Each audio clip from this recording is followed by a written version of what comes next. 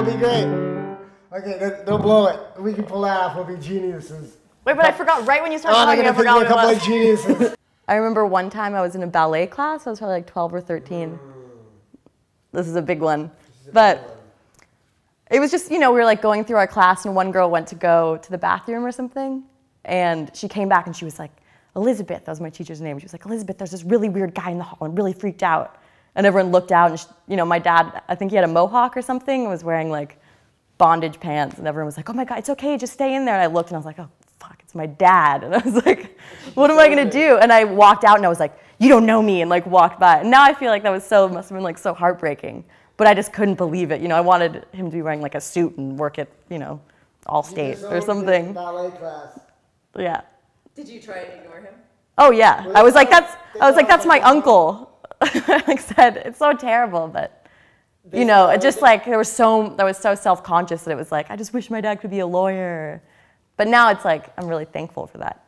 But everyone's embarrassed with their parents.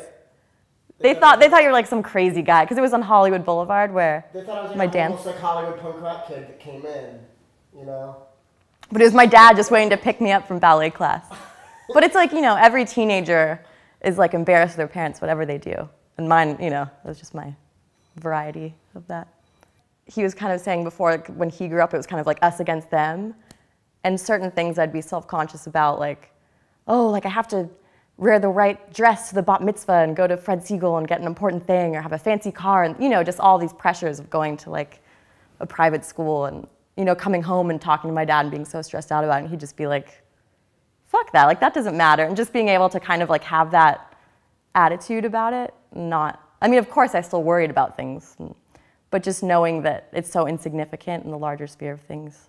He's really good at like talking about things. It's not really like, you know, listen to me, he doesn't really like lay it down. He's really open to how I feel about things and just hearing me out and giving me advice. And, you know, even like if I have personal problems, like I'd call a friend and I can call my dad and he would give me the kind of same conversation with that, if not better, because he's known me for so long and, you know, has experience and he's older. No, the one more thing I was going to say was just like when Clara was talking about feeling like an equal a little bit, like that was something that was always really important to me as a father, like from the beginning, like there was no goo-goo, gaga, like talking to her like she was a little kid. I always talked to her. I never underestimated her intelligence or talked to her like she was a baby, you know? And it doesn't mean not like embracing the times when she's enjoying things that 2-year-olds enjoys and the way their imaginations work and stuff, like not like honoring where she was at, but I never talked down to her.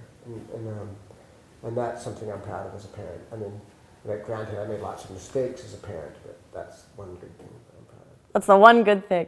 No, I'm just kidding. It's one of those good things. Yeah. Yeah.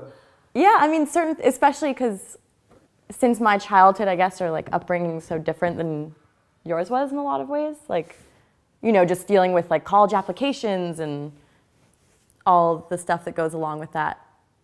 I just like, I'm remembering I was in this AP English class and, you know, so excited, like reading all the classics and Jane Eyre and all that stuff. And me and my dad would like read the books together. Just a lot of things, like I guess we did at the same time, which was fun. And then you remember we would like talk about Beowulf and all that stuff in high school. And were you Yeah, and I didn't really go to school. I just loved to read. Like since I was a little kid, I loved to read. I read book after book after book. I just love it. And Clara is like me in that way. She loves to read also. So it was great when she in school started reading books that I loved, and we could, you know, read them together and talk about them and stuff. Really cool. 1, 2, 3. 1, 2, 3.